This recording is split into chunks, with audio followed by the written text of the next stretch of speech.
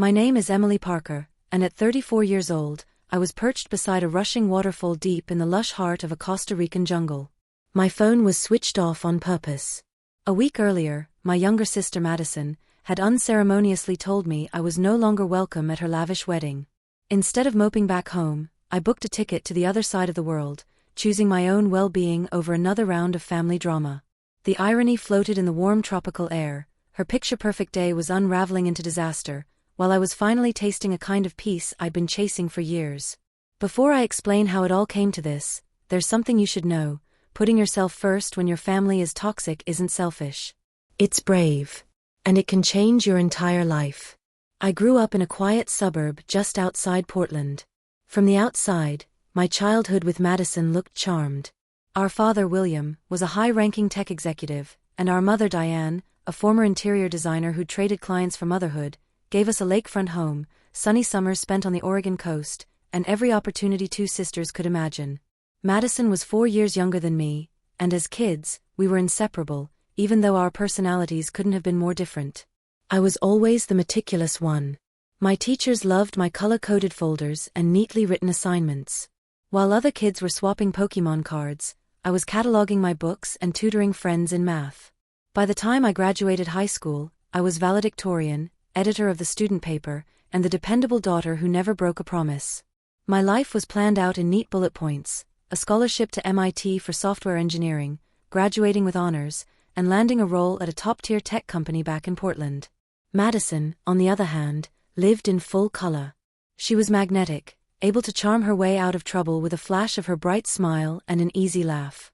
When she was 11 and flooded the kitchen trying to bake a 6-layer cake, she somehow walked away with a trip to the ice cream shop as a reward for her effort. When she blew past curfew in high school, she'd spin tearful stories about helping a friend through a breakup, and our parents would end up praising her big heart. "Emily, you could learn something from your sister about being warm with people," Mom would say, not realizing how those words stung. "Life doesn't have to be so serious, sweetheart." That theme carried into adulthood. While I worked 2 part-time jobs to supplement my scholarship, Madison switched majors 4 times at an expensive private college, fully funded by our parents, and eventually dropped out in her junior year to find herself. They paid for her chic loft downtown while she dabbled in photography, pottery, and fashion design, none of which stuck. My best friend Hannah saw it for what it was. We met at my first software job and bonded instantly. She'd grown up in a similar family dynamic. "Your parents have completely different rulebooks for you too," she told me over wine one night after I bailed Madison out of another money problem. "They expect you to be the responsible one and reward her for never standing on her own feet." And yet, I loved my sister. When her long-term boyfriend, Jake, cheated on her, I flew to Los Angeles to help her move out.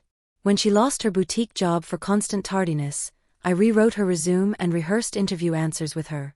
When she totaled her vintage convertible without full insurance, I loaned her enough to replace it, money I've still never seen back. "You're the best, Em," she'd say, using the childhood nickname only she was allowed to use. "I honestly don't know what I'd do without you." And I wanted to believe that. Those rare moments when Madison showed gratitude made me feel like the big sister I always tried to be. But as we got older, those moments became fewer and farther between. By the time we were both in our 30s, the pattern was cemented. Madison created chaos, the family swooped in, and I was expected to quietly fix things without acknowledgement. "Your sister just feels emotions more deeply," Dad would explain after another blow-up.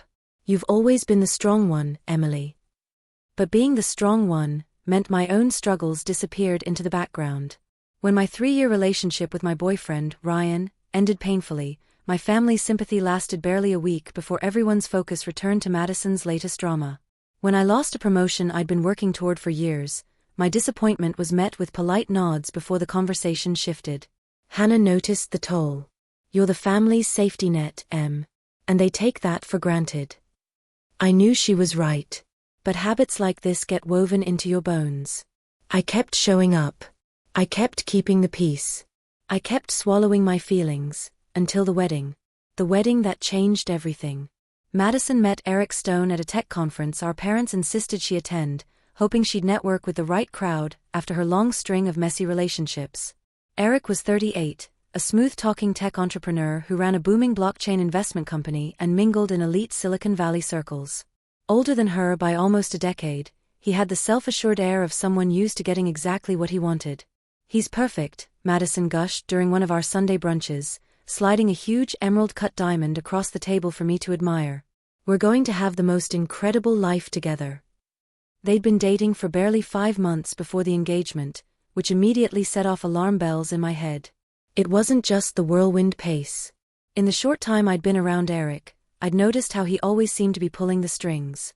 He ordered Madison's food without asking. He'd glance through her texts when her phone buzzed, as if it were the most natural thing in the world. Eric had a habit of making subtle but cutting comments whenever Madison voiced an opinion that didn't align with his. "Don't you think this is moving a little fast?" I asked one afternoon, choosing my words like I was walking a tightrope, trying to show concern without sounding judgmental. "You two haven't been together very long." "When it's right you just know," she shot back, her tone edged with impatience. "Not everyone needs 2 years of dating and a spreadsheet of pros and cons like you did with Ryan. And look how that turned out." The jab hit home, but I let it slide. I'd seen this pattern 100 times. Any practical worry I expressed was waved off as jealousy or overanalyzing. Our parents were over the moon about the engagement. To them, Eric was the total package: financial security, high social standing, and the image of a stable future. Within days, they were talking about the wedding as if it were a royal coronation. "The Stones are going into a business deal with the governor's cousin," Mom gushed more than once. "They spend their summers in Bermuda with celebrities." At first, I was part of the wedding plans by default. Over dinner one evening, Madison presented me with a little velvet box containing a silver bracelet engraved with the words "Sister," "Friend," "Maid of Honor." She made a teary announcement to the whole table: no one else could possibly stand beside me on the biggest day of my life. For once, it felt like she meant every word. For a short while, it was like being kids again. We flipped through bridal magazines, built Pinterest boards, and spent weekends touring dreamy venues. I let myself believe, just for a moment, that this might be the thing to bridge the canyon between us. Then came Eric's mother, Victoria Stone, a polished woman with impeccable social credentials and a will like forged steel. Within a week of her arrival, the small vineyard ceremony Madison and I had envisioned morphed into a 450-guest extravaganza at the most exclusive hotel on the Seattle waterfront. The minimalist gown Madison had adored was replaced with a couture dress whose price tag made me lightheaded. "Eric's family has a certain image to maintain," Madison explained when I balked at the escalating spectacle. "This isn't just about us, it's about uniting 2 important families." My role began shrinking almost immediately. Victoria brought in a high-end wedding planner who brushed off my suggestions with syrupy but dismissive smiles. Madison started scheduling fittings and tastings without telling me until after they'd happened. When I volunteered to plan the bridal shower, I was politely told that Victoria had already booked her yacht club for the event, complete with a guest list I hadn't seen. Meanwhile, my concerns about Eric grew sharper. At a family dinner about 2 months before the wedding, he made a show of criticizing Madison's appetizer choice. "We need to make sure you still fit into that dress, sweetheart," he said with a smirk. Madison simply pushed the plate away, letting out a tight laugh that didn't reach her eyes. When she mentioned inviting her old college roommate Jenna, Eric shot it down instantly. "She's not really the right kind of guest for us anymore, is she?" And just like that, Jenna's name vanished from the list. After watching a handful of moments like that, I finally decided to speak up. One afternoon, during a break from wedding errands, we sat in my electric car outside a luxury florist. "Madison, I'm saying this because I care," I began, my heart pounding. "Are you sure Eric makes you happy? Sometimes the way he talks to you." Her tone sharpened immediately. "Controlling." "Yes," I said softly, holding her gaze. "I just want to be sure you're treated with respect." Her face hardened, the warmth draining away. "Just because you can't keep a relationship doesn't mean you should try to ruin mine. Eric has standards, and he's helping me become a better version of myself." "Being better shouldn't mean feeling smaller," I replied, forcing my voice to stay calm. "I'm worried about you, Maddie." "No," she shot back, her voice rising. "You're worried I'm about to have the life you always pictured for yourself. The husband, the home, the perfect family. You're supposed to be happy for me, Emily. That's what sisters do." The air between us turned heavy and suffocating. I drove her back to her apartment in silence, knowing something fundamental had shifted. That was the start of my exit from her wedding, though the official cut came 3 weeks before the date. Madison invited me to brunch at a high-end waterfront spot, and I went clinging to the hope we could smooth things over. She was already seated when I arrived, joined by Beth, a friend from her short-lived fashion merchandising days. Beth and I had always been polite acquaintances, but never close. "Emily, I wanted to talk about the wedding," Madison began in a rehearsed tone after our drink orders were taken. "I figured," I said carefully. "Is there something I can do to help?" "Actually, it's about your role." She swirled her straw through her water instead of meeting my eyes. "I've been thinking, being maid of honor might be too much with your work and everything you have going on." My stomach plummeted. "I've moved client meetings, worked weekends, I've made time for everything." "I know," she said quickly, glancing at Beth, who gave her a small supportive nod. "But Beth and I have reconnected so much during this process, and she really understands the vision we're going for the wedding, so I've asked her to take over as maid of honor." The words hit like a punch. "You're replacing me as your maid of honor?" I managed, my voice barely above a whisper. "It's not replacing," Madison rushed to say, the words spilling out in a hurried blur. "It's just realigning the roles so you don't feel overwhelmed." "I'm not overwhelmed," I said, trying to steady my voice as my chest tightened. "I'm your sister. I want to stand next to you." Finally, she looked me straight in the eye, her expression hardened in a way that made her almost unrecognizable. "There's something else. Eric and we both think your constant negativity about our relationship is putting bad energy around the wedding." "My negativity?" I repeated, half laughing in disbelief. "You've made it clear you don't approve of him, or the fact that we got engaged so quickly," she shot back. "You've questioned my choices over and over. Eric says I need to be surrounded by people who are supportive, not someone secretly waiting for us to fail." The accusation was so wildly untrue that I sat frozen for a moment, unable to speak. When I finally found my voice, it came out thin and ragged. "I have never wanted anything but happiness for you." "Your version of happiness," she countered coldly. "Not what actually makes me happy." I glanced toward Beth, who shifted uncomfortably in her seat, then back at my sister, my vision starting to blur. "So, you don't want me as maid of honor. But I'll still be a bridesmaid." Madison exhaled, her breath shaky. "I think it would be best if you just came as a guest. That way you can enjoy the day without any pressure." The way she framed it, as if this was somehow for my benefit, was staggering. It wasn't kindness, it was a demotion. A public statement about exactly where I stood in her life. I somehow got through the rest of brunch in a haze of hurt and disbelief. I couldn't tell you what I ate or how the conversation ended. When I got home, I called our parents, certain they'd be shocked. "Sweetheart, I know it's upsetting," Mom said, her voice lined with a strange nervousness. "But it is her wedding. Every bride deserves to feel comfortable. Even if that comfort comes from humiliating her sister?" I asked, my voice cracking. "No one's trying to humiliate you," Dad chimed in, his tone overly gentle. "Maddie's under a lot of stress, especially with the Stones and all their expectations. Try to understand her perspective." "What about mine?" I asked, my throat tightening. "Doesn't that matter?" The silence that followed told me everything I needed to know. The following week was a blur of trying to make sense of what had happened. I texted Madison, left voicemails, asking if we could talk things through. She replied with short, dismissive messages. She needed space, and would reach out when she was ready. That message never came. Instead, 10 days before the wedding, a text popped up that hollowed me out completely. "After talking with Eric and his family, we think it's best if you don't come to the wedding. The tension between us is too high right now, and we want this day to be perfect. I hope you understand. Love you." I stared at my phone, my chest caving in. Not just stripped of my role, now I wasn't even invited. And she'd told me through a text. I called my parents, sobbing so hard I could barely get the words out. "There has to be some mistake," Mom said, but her voice carried no conviction. "Let me talk to her."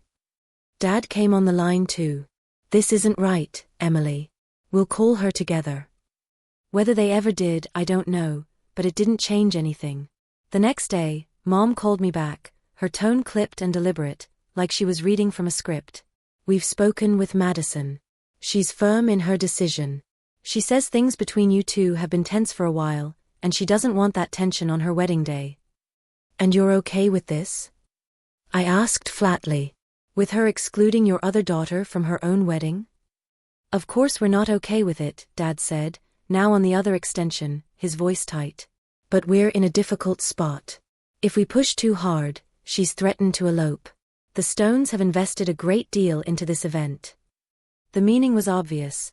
The prestige of the wedding mattered more than the injustice of leaving me out. That night, my friends Hannah and Morgan showed up with takeout and a bottle of wine. I'd been sitting on my couch surrounded by crumpled tissues, my eyes swollen from crying. "This is beyond outrageous," Hannah said, filling 3 oversized glasses with wine. "Your sisters crossed into a whole new realm of selfishness," Morgan added. As a family therapist, her insights often landed uncomfortably close to the truth. "Your parents are afraid of how she'll react, so they give in to her unreasonable demands instead of holding her accountable." "I just don't get it," I whispered, picking at a spring roll. "I've always been there for her. Always." "Which is exactly why she feels free to treat you like this," Morgan said gently.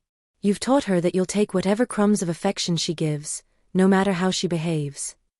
"So what am I supposed to do now?" I asked, scanning both their faces for an answer. Hannah took a slow sip of wine, then set the glass down with a soft thud. "You show her you value yourself more than her approval. Don't sit at home crying during her wedding, go do something incredible for yourself instead." Later that night, after they left, I sat staring at my laptop. The wedding was set for May 20th, just over a week away. I'd already taken time off work. The idea of sitting in my apartment while my entire family toasted without me pressed down like a lead weight in my chest. I flipped open my laptop and started hunting for last-minute travel deals. If I wasn't welcome at their celebration, then I was going to take myself somewhere that would be about healing me for a change, not everyone else.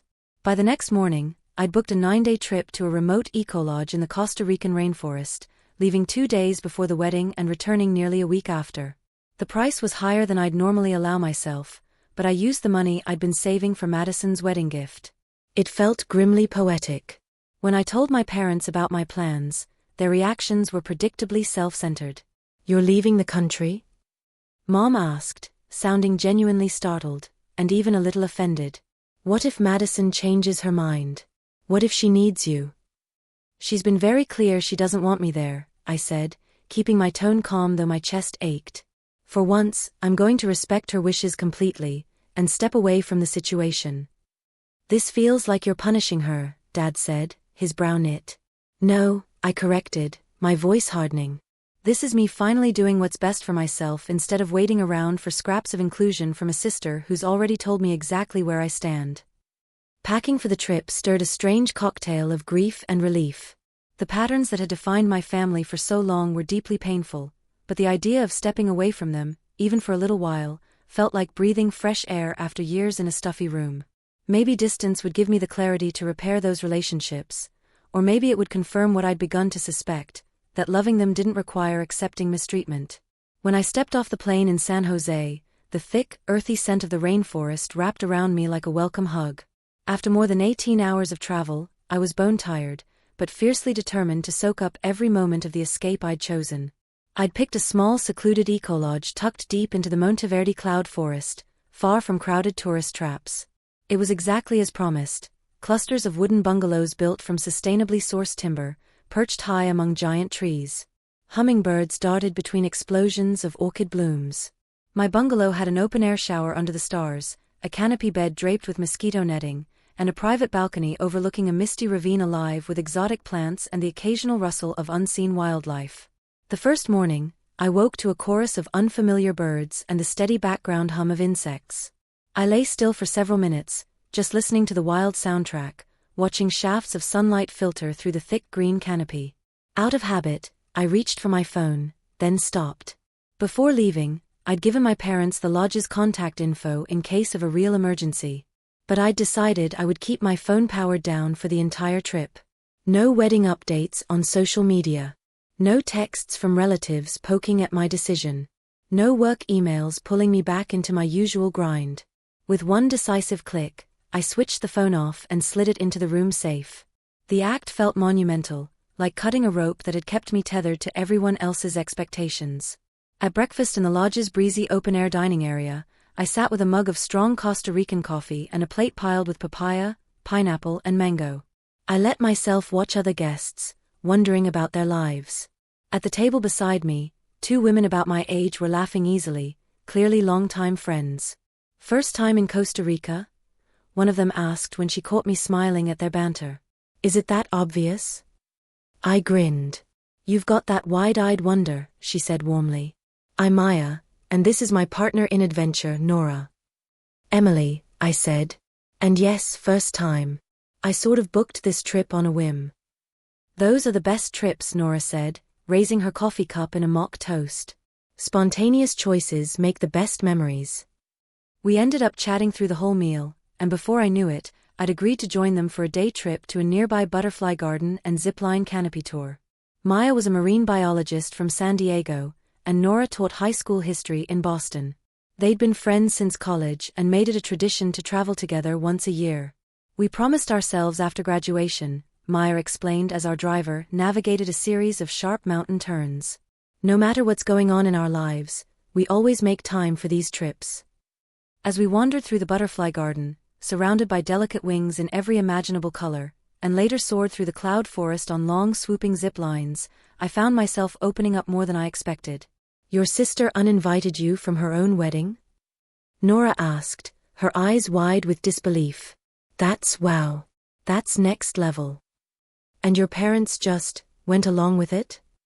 Maya added, frowning. "They always do," I said, my voice surprisingly even. Usually, talking about my family left me either crying or simmering with anger. But here, under the cool green canopy thousands of miles from home, it felt oddly distant, like I was narrating someone else's story. "Well, I think you made the best possible choice," Nora said firmly. "Sometimes the healthiest thing you can do is walk away from the drama." That day with Maya and Nora set the tone for the rest of my trip.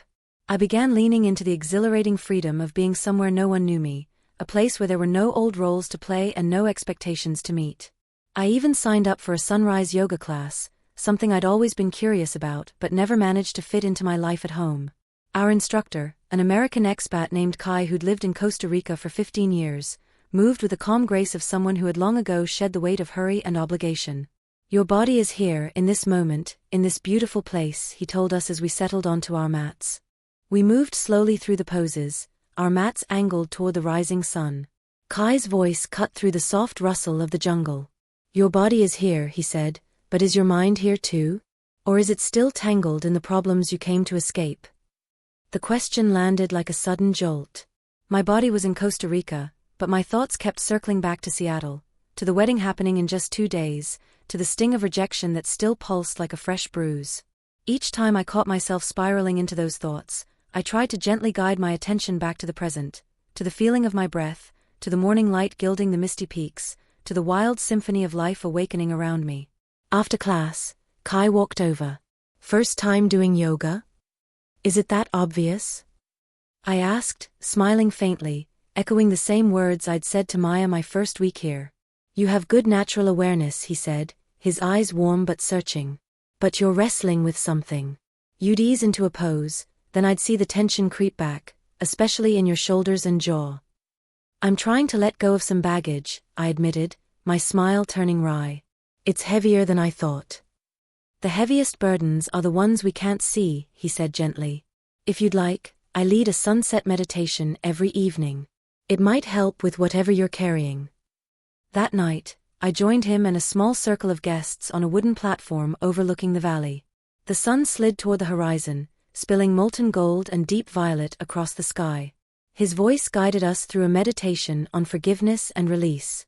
"Forgiveness doesn't mean approving of what happened," he said, calm and steady. "It means freeing yourself from the weight of resentment. Holding on to anger hurts you more than anyone else." I thought about my anger, at Madison, at my parents, at Eric and his family. It felt justified, and part of me clung to it like armor.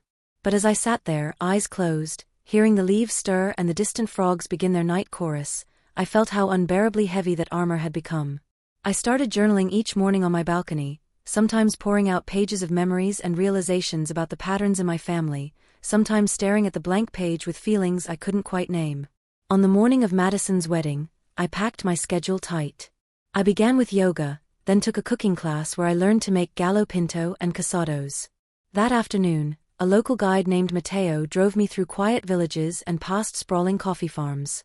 Mateo, in his mid-60s with a sun-worn face and a gentle voice, spoke about Costa Rican life. In our culture, family is everything, he said. But family must live in equilibrio, balance. If one person takes too much, the harmony breaks. And if there's no harmony? I asked. Then we restore it, he said simply. Sometimes by giving more to those who've had less. Sometimes by setting new boundaries. That night, in meditation, I felt an unexpected surge of emotion. Tears streamed down my cheeks as I let go, not only of the hurt from being excluded from the wedding, but of years of quietly swallowing my own needs to be the reliable one. Later, back in my bungalow, I made a decision. Instead of flying home a week after the wedding, I called the front desk and extended my stay by 4 days. I wasn't ready to walk straight back into whatever aftermath was waiting for me. I needed more of this, more of the stillness that was already mending something deep inside. The next morning, I met Maya and Nora for breakfast.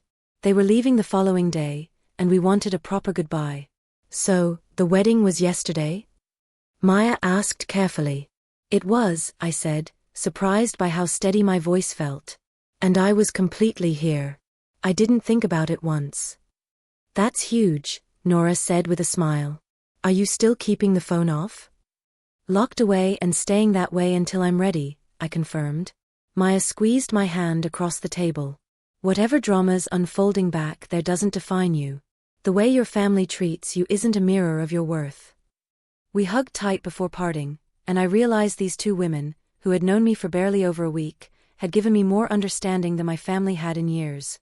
Their affirmation fueled my growing determination to hold the boundaries I was just learning to build. The rest of my days passed in a quiet rhythm. I hiked to a hidden waterfall, visited ancient pre-Columbian ruins, and spent evenings reading novels I'd downloaded before shutting off my phone.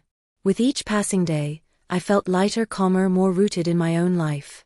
On my last night, I sat beside Kai after meditation, watching the darkness spill across the valley. In the distance, the lights of tiny villages twinkled like fallen stars. You seem different from when you arrived, he said. I am different, I told him, smiling with a deep, settled peace. More grounded. More certain. The work you've done here doesn't end when you leave, he reminded me. The challenges will still be waiting. But you'll face them with a different kind of strength, Kai said, his voice steady. I'm not exactly looking forward to turning my phone back on, I admitted, feeling a ripple of anxiety slide through me. I know there will be messages, probably a few that are angry. Remember, he said, you can respond with kindness without surrendering your boundaries. The easiest path isn't always the one that helps you grow. That night, as I folded clothes into my suitcase, I felt a strange blend of emotions, sadness at leaving this sanctuary, nerves about the storm I suspected was waiting for me, but also a deep, clear sense of resilience. Whatever had happened during the wedding, whatever drama was still unfolding, I would be walking back into it as someone different from the woman who had fled Portland 2 weeks earlier. What I didn't realize then was just how completely everything had unraveled in my absence, or how frantically my family had tried to contact me while I was breathing in peace in the emerald stillness of the rainforest. The wedding, planned with military precision and an absurd price tag, had blown up in spectacular fashion. 2 nights before the ceremony, Madison and Eric got into a vicious fight at their rehearsal dinner. It started with something small, a disagreement about the seating chart, but then Eric's best man, Connor, made a drunken, ill-timed joke about Eric's close calls with bankruptcy before making it big in crypto. Madison, who had been assured that Eric's wealth came from smart, legitimate investments, froze. What is he talking about? She demanded. It's nothing, Mads, Eric said quickly, forcing a loud laugh in front of the gathered families. Connor just has a messed-up sense of humor. But the seed was planted. That night, in their penthouse hotel suite, she pressed for answers. From what she later told my mom, Eric first brushed it off, then turned sharp and defensive when she wouldn't drop it. Why are you so paranoid? He snapped. This is exactly why I didn't tell you every little detail, you blow things out of proportion. It might have ended there, if his phone hadn't buzzed with a message at that exact moment. When he snatched for it, Madison's suspicion ignited. She grabbed it first. The text was from someone named Mr. Sterling, referencing urgent margin calls and the tanking value of the Obsidian portfolio. "Who's Mr. Sterling?" she demanded. "And what's the Obsidian portfolio?" The truth came out in jagged, ugly pieces. Eric Stone's financial empire was teetering. His crypto investment company was drowning in leveraged bets that had gone bad. Clients were fleeing. Lawsuits were piling up. The grand lifestyle, the designer suits, the lavish vacations, the over-the-top wedding, had been propped up by a mountain of debt and questionable deals. Mr. Sterling wasn't a mistress, as Madison first feared, but an aggressive creditor who had been helping Eric hide the extent of his problems, even from his own family. "You lied to me about everything," Madison shouted, according to her later account. "Your business, your money, your past." "I didn't lie," Eric retorted, his face locked in cold denial. "I just didn't share every detail. And none of this would matter if you weren't so obsessed with appearances." "Me obsessed with appearances?" she fired back. "You're the one who pushed for this ridiculously expensive wedding, just to impress your family and your investors." The fight went on for hours, their voices echoing through the suite. By sunrise, Madison had stuffed a small bag and gone straight to our parents' lake house, leaving Eric alone in the luxury suite they were supposed to share until the big day. When the Stones heard what happened, they immediately went into damage control. Victoria Stone, Eric's mother, arrived at our parents' place by mid-morning, insisting on speaking to Madison privately. What happened in that conversation only made things worse. "She didn't come to help us fix things," Madison sobbed later to our mom. "She came to convince me to go through with it, no matter what Eric had done. She said, every marriage has rough patches, and money problems can be sorted out. Think about the scandal." Madison stared at Mom with hollow eyes. "She cares more about avoiding embarrassment than the fact that her son lied to me about everything." This time, to their credit, our parents backed her hesitation. Dad, who had been impressed with Eric from day one, was furious at the deception. "If he'll lie about something this big before the wedding," he raged, pacing the living room, "what else will he hide afterward? That's no foundation for a marriage." By that evening, things reached a boiling point. Eric showed up at the lake house, demanding to see Madison. She refused to come out of her old bedroom. His tone turned ugly. He accused her of destroying everything, and threatened to send our family the bill for the wedding if she embarrassed him by canceling. Dad stepped in, his voice low but lethal. "Eric, you need to leave." When Eric refused, Dad's jaw tightened. "Leave now, or I'm calling the police. No one talks to my daughter like that in my home." Eric finally stormed out, peeling away in his luxury car. By the time Madison went to bed that night, she was swinging between blazing anger at his lies and sobbing heartbreak over watching her future crumble in real time. The morning before what was supposed to be her wedding day, Madison made the decision that would change everything: she would not marry Eric Stone. Her hands shook as she called the wedding planner and told her to inform the guests that the ceremony was cancelled. The planner, who had seen more than her share of pre-wedding meltdowns, tried to talk her into postponement instead. "Plenty of couples get nervous before the big day, dear," she said kindly. "Give yourself a little time to think." "This isn't nerves," Madison said, her voice flat. "The wedding is over. Permanently." Word spread through Seattle like wildfire. Out-of-town guests, already checked into expensive hotel rooms, traded gossip in lobbies and frantically canceled their bookings.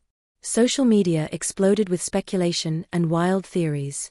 Meanwhile, Victoria Stone was reportedly telling anyone who would listen that the event had been postponed due to Madison's emotional state, framing it as entirely her fault, not her son's deception. Back at our parents' lake house, Madison stayed holed up in her old bedroom, only emerging to pick at the meals Mom brought upstairs. The extravagant gown she'd once been so excited to wear hung untouched in the guest room closet, an unspoken monument to a dream that had collapsed in flames. "I should have listened to Emily," she kept repeating, her voice breaking. "She tried to warn me, and I pushed her away because I didn't want to hear it." "We all got swept up in the excitement," Dad admitted, slumping into the chair beside her bed, looking years older. "The Stone name, the connections, we should have paid more attention to the warning signs." As darkness fell on what should have been Madison's wedding night, my parents sat in the living room, drained beyond words. "Do you think Emily is ignoring our calls on purpose?" Mom asked softly, guilt raw in her voice. "After how things ended, I wouldn't blame her," Dad said after a pause. "But she told us she was shutting her phone off for the trip. If the lodge hasn't passed on our messages, she probably has no idea what's happened. When she finds out," Mom's voice trembled, "I hope she can forgive us. We should have stood by her when Madison uninvited her. We failed her. We failed both our girls. With Maddie, we never set boundaries," Dad said heavily. "With Emily, we took her strength for granted." It was a late and painful realization, but it marked the start of something I never expected, my parents finally looking at their own part in the patterns that had shaped us all. While they were wrestling with regret, I was blissfully unaware, waking to the sound of parrots in the trees, soaking in the last hours of my retreat. On my final morning, I sat on my balcony watching the sun spill gold over the cloud forest one last time.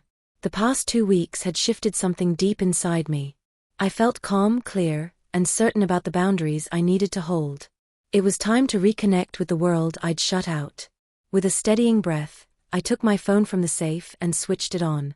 It buzzed non-stop for nearly a minute, 15 missed calls from my parents, more than 20 texts, voicemails, emails, even pings from social media accounts I barely used.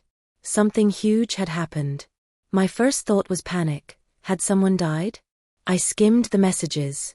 "Mom, Emily, please call us right away. It's urgent. Dad, the wedding's off. Maddie needs you. Call home. Hannah, oh my God, you missed the implosion of the year. Call me ASAP." I sank onto the edge of the bed, struggling to process it. The wedding was over. After all the elaborate plans, the eye-watering expense, and the family tension that had nearly broken me, it wasn't happening. And now, suddenly, they wanted me involved. A part of me, a small, sharp-edged part, wanted to ignore them. They'd excluded me, dismissed my concerns, and proven me right in the most painful way. Why should I rush to help clean up the mess?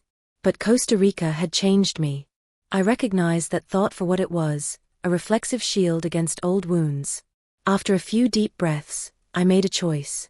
I wouldn't dive straight into their chaos, but I also wouldn't pretend I hadn't seen the messages. I texted my parents, just turned my phone on. "I'm safe. I fly home tomorrow night. I'll call once I'm back. Whatever's happened, it can wait one more day." Then I powered the phone down again and slipped it into my bag. This last day was mine. Later that morning, I ran into Maya by the pool. She and Nora had extended their trip and by pure coincidence, were leaving the same day I was. "You turned your phone on, didn't you?" she asked, catching the flicker in my expression. "Briefly," I said with a crooked smile. "Apparently, my sister's wedding didn't happen, and now everyone's scrambling to reach me." "Ironic," she said, eyebrows raised. "After they cut you out." "Very," I agreed. "What are you going to do?" "I told them I'd call when I get home," I said, my voice steady. "I'm not throwing myself back into the drama until I'm ready." "Good," Maya said with a nod of approval, setting her coffee down. "That's how you keep your peace." "Boundaries don't mean you don't care," I'd reminded myself on the flight home. "They mean you care about yourself too." The long trip back gave me plenty of time to wonder what could have possibly blown the wedding apart at the last moment. Was it Eric's doing, Madison's, or some mix of both? And why, after being told in no uncertain terms that my presence wasn't wanted, was I suddenly in such high demand? By the time my plane touched down in Portland, I had my plan. I'd listen to what happened, but I would not, under any circumstances, slide back into my old role as the family's emergency repair crew. The boundaries I'd built in the quiet green heart of Costa Rica were not negotiable. After clearing customs and grabbing my suitcase, I found a quiet corner of the terminal and called my parents. Mom answered on the first ring, her voice a mix of relief and strain. "Emily, are you home? We've been so worried." "I just landed," I said, my tone calm but firm. "What happened?" The story poured out in jagged, overlapping pieces, Dad jumping in on another line, filling in the details. Eric's lies about his finances. The fight that had turned vicious. Madison's decision to call the whole thing off.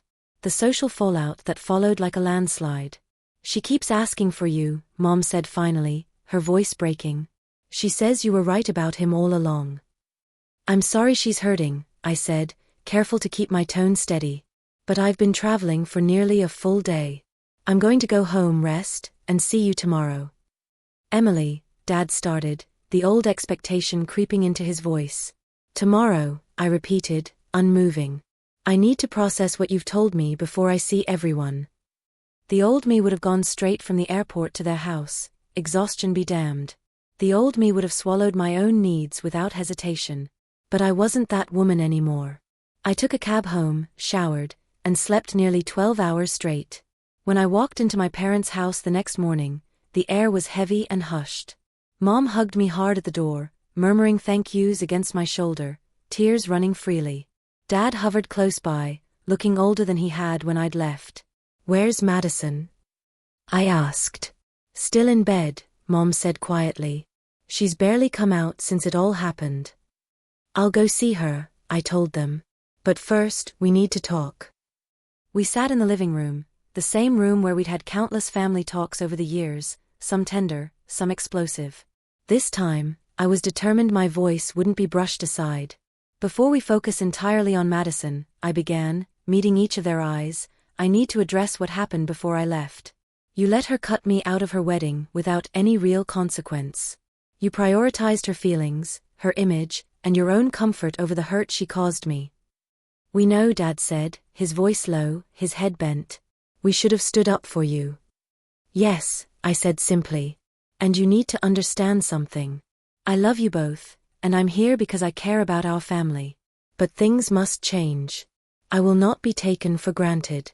I will not be the dependable one who's expected to set aside her own feelings every time Madison has a crisis. Mom's eyes filled again. We never meant to make you feel less important, honey. I know, I said more gently. But intention isn't the same as impact. And the impact was that I felt my place here mattered less than hers. That stops now. They nodded slowly, clearly shaken by my directness. The old Emily would have rushed to soften it. The new Emily held the line. I'll see Madison now, I said, standing. But remember, I'm not here to fix this for her. I'll support her, but the work is hers. I knocked on her bedroom door. Go away, Mom, came the muffled, tear-clogged voice. I'm not hungry. It's not Mom, I said, keeping my voice steady. It's Emily. There was a pause, then the sound of blankets shifting and bare feet hitting the floor. The door swung open, revealing Madison in wrinkled pajamas, hair unwashed, eyes red and swollen. She didn't say a word before collapsing into my arms, sobbing hard against my shoulder. You came, she choked, clinging to me. After everything I did, you still came. I guided her back to the bed, sitting beside her but leaving a small space between us. What happened? I asked when her sobs finally softened, not accusingly, just wanting the truth. She told me her version, the controlling behaviors I'd only glimpsed before, how Victoria had hijacked the wedding plans, how alone she'd felt. I never should have let him come between us, she said, fresh tears spilling. You were the only one who saw him clearly, and instead of listening, I shut you out.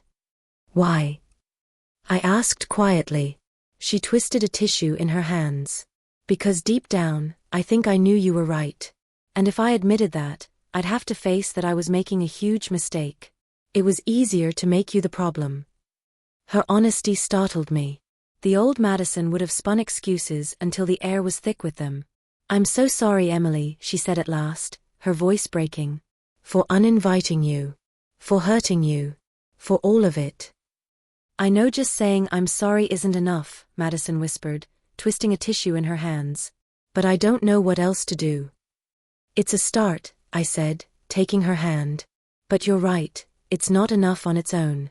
Things between us have to change. I love you, and I'll stand by you while you go through this, but we need a more balanced relationship. Her eyes flickered with uncertainty. What do you mean? I mean I can't be the one who always bends, who always forgives without consequence, who puts my own feelings aside so yours can take center stage, I explained, my tone even. That pattern stops here. She nodded slowly, her eyes still swollen from crying but now showing a glimmer of understanding. I get it. I've taken you for granted. I've been selfish. And I've enabled it, I admitted. We've all played our part in this. But now we have a chance to build something healthier.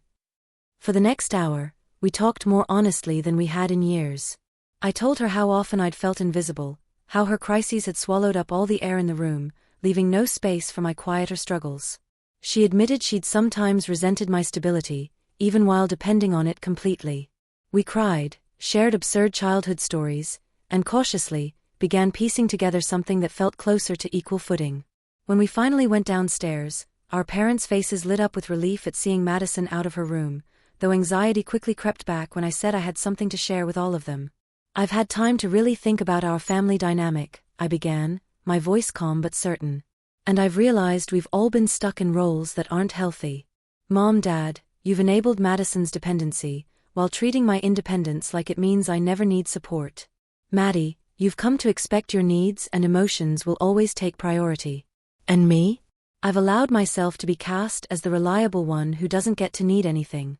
I love you all, but I'm not doing this anymore. If we want to be a healthier family, every one of us has to change. Dad frowned. What exactly are you saying, Emily? I'm saying I'll be here for Madison, but on my terms. I'll visit, I'll listen, but not at the expense of my own life. And from now on, my feelings and boundaries will be respected just as much as anyone else's.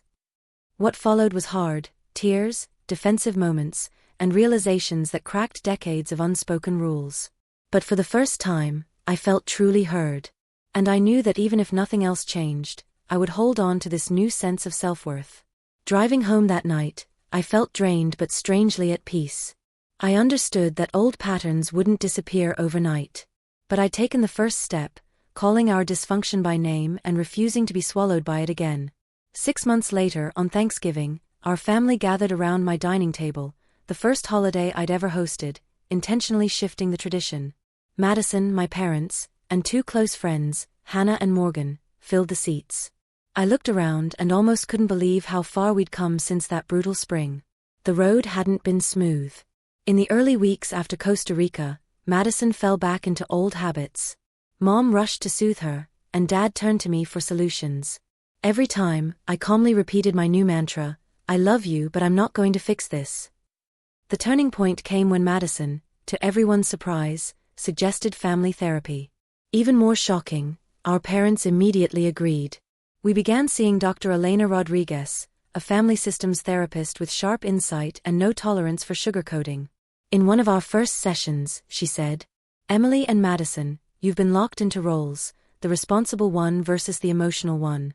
The achiever versus the struggler. These are not who you are, they're parts you've been cast in, and you've accepted them. Her guidance was the first real light in a very long tunnel. For Madison, it meant facing her own choices and learning to stand on her own, emotionally and financially. I've been hiding from adulthood, she admitted in one particularly raw session. It was easier to be the family drama queen than to face my fear of not measuring up to Emily. For my parents, the work was harder than they expected. We expected perfection from Emily because she seemed capable of it, Mom confessed, tears running down her cheeks. And we expected very little from Madison because we thought she needed protecting. We did both of you a disservice. For me, the work was about protecting my hard-won boundaries while still staying deeply connected. Your worth isn't measured by how much you can carry or how many fires you can put out, Dr. Rodriguez reminded me gently. It's inherent. You don't have to earn it. In who you are, apart from any part you've been asked to play. Outside of therapy, Madison and I began meeting regularly for coffee, 2 independent women, not the caricatures we'd been locked into for years. She found a position at a small ethical fashion company, signed the lease on her own apartment without a dime from our parents, and started evening classes in sustainable design. I want to build a life I'm proud of, she told me one Saturday, her hands wrapped around a latte. Her eyes were bright in a way I hadn't seen in years. Not for Mom and Dad. Not to compete with you. For me. I'd kept up the self-care practices I'd started in Costa Rica, regular yoga, daily journaling, making space to check in with myself before giving my energy to others. The emotional bandwidth I reclaimed by setting boundaries flowed into deepening my friendships and trying new things. Hannah and Morgan stayed my fiercest allies, cheering every small win and rooting for me in the moments I faltered. They'd become part of my extended family, often joining for dinners and holidays, including this Thanksgiving. Before we ate, Dad stood and lifted his glass, his voice rough with emotion. This past year has been one of the hardest and most important in our family's history. We've faced truths we didn't want to see, but I'm grateful for that struggle, because it's brought us to a more honest, healthier place than we've ever been. Mom turned to me, tears running freely. Emily, thank you for having the courage to hold us accountable. You deserved better from us. I'm so proud of the woman you've become. Madison reached under the table and gave my hand a gentle squeeze. To new beginnings, she said softly. To new beginnings, we echoed together. Dinner felt different. Conversation flowed naturally, shifting between thoughtful moments and bursts of laughter. For once, there was no hum of unspoken tension in the background, just an ease I'd never felt at a family table before. Later, as we cleared plates, Madison pulled me aside, her expression shy but excited. I've been meaning to tell you. I met someone. His name's Noah. He teaches environmental studies at the university where I'm taking classes. That's wonderful, I said, genuine warmth filling my chest. Tell me about him. He's kind, she said simply, her eyes brightening. Patient. We're taking it slow, actually getting to know each other before rushing into anything. I'd love to meet him when you're ready. I'd like that, she smiled. But I'm not introducing him to Mom and Dad until I'm absolutely sure. I'm trying to make choices based on what I want, not on what will please them or keep the peace. Her self-awareness hit me harder than I expected. Out of all the changes in our family, hers might have been the most profound. That night, after everyone had left, I stood in my kitchen loading the dishwasher. Hosting them here, in my space, felt like a full-circle moment. Being cut out of Madison's wedding had felt like the deepest rejection I'd ever endured. But that pain had been the catalyst that forced me to put myself first, and in doing so, changed everything. I thought of something Kai, the yoga instructor in Costa Rica, had told me: sometimes the most painful experiences are actually the doorways to your most important growth. Now, I understood.